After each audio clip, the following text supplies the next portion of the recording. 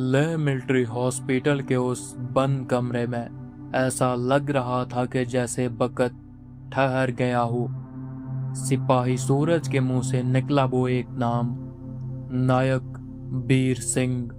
Colonel Khanna और captain Ajay के होश उड़ाने के लिए काफी था। 1971 की जंग का वो महान शहीद जिसका नाम बेस कैंप के वॉर मेमोरियल में दर्ज था, क्या वो आज भी सियाचिन की उस बर्फीली चोटी पर अपनी पोस्ट की रक्षा कर रहा है? सर, -70 डिग्री की ठंड में इतने घंटे दबे रहने की वजह से शायद सूरज को कोई वहम हुआ है।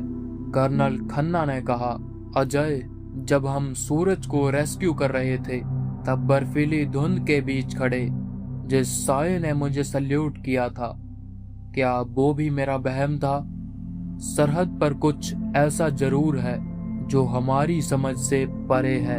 कर्नल खन्ना अभी बात ही कर रहे थे कि बाहर से जूतों की कड़कड़ाहट गूंजी।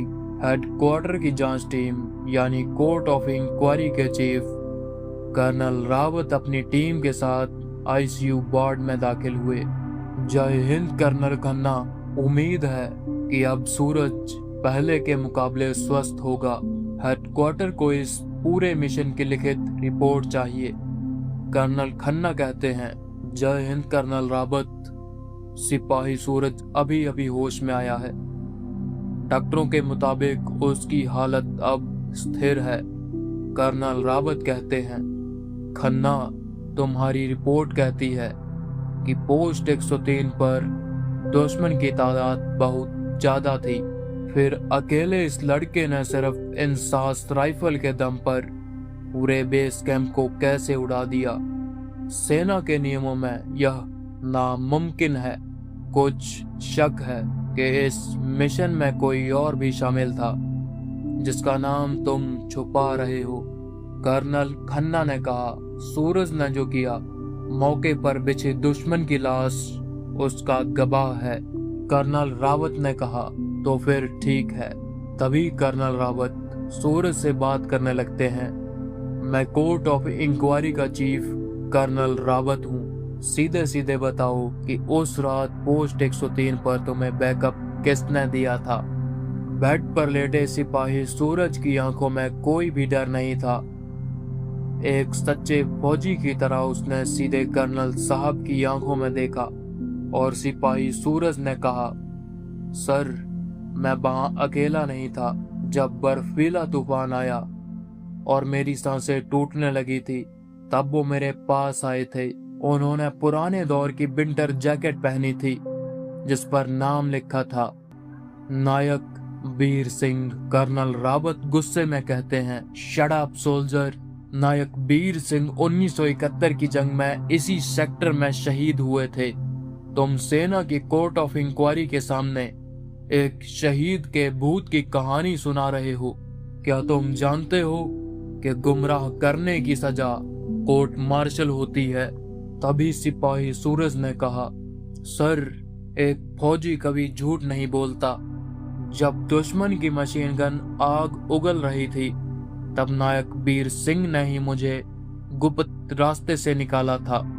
उन्होंने मुझसे कहा था, सूरज, यह 1971 की पुरानी खाई है जो अब बर्फ में दबी है। वहां से जाओ और दुश्मन को पीछे से घेरो। सूरज की यह बात सुनते ही कर्नल रावत सन्न रह गए। उन्होंने तुरंत कैप्टन अजय की तरफ देखा और कहा, अजय, पोस्ट 103 का नक्शा निकालो। कैप्टन अजय ने हैरान होकर कहा, सर, हमारे मौजूदा मैप में वहां सिर्फ एक बर्फ की ढलान है, कोई भी रास्ता दर्ज नहीं है। सिपाही सूरज ने कहा, सर, वो रास्ता बर्फ के नीचे दबा है। अगर मेरी बात पर यकीन नहीं होता तो आप खुद जाकर वहां का निरीक्षण कीजिए। उस दबी हुई सुरंग के अंदर 1971 के पुराने कारतूस और फौजी का एक पुराना फावड़ा भी होगा। कर्नल रावत ने कहा, ठीक है सोल्जर। कर्नल खन्ना अपनी टीम के साथ तुरंत हेलीकॉप्टर में वापस पोस्ट 103 की तरफ रवाना होंगे। हम खुद उस जगह जाकर वहां की जांच करेंगे। अगर वहां उस ढलान पर कोई पुराना रास्ता नहीं मिला तो सूरज का कोर्ट मार्शल तय है, और अगर सबूत मिल गए तो वह सेना के इतिहास का सबसे बड़ा रहस्य होगा। कर्नल रावत और कर्नल खन्ना की टीम उस सच की तलाश में निकल चुकी थी जो वैज्ञानिक समझ से दूर था। क्या -70 डिग्री के उस बर्फीले नरक में वो पुराना रास्ता मिलेगा? क्या नायक वीर सिंह का वो रूहानी सच साबित हो पाएगा? जानिए अगले एपिसोड में। तब तक के लिए जय हिंद।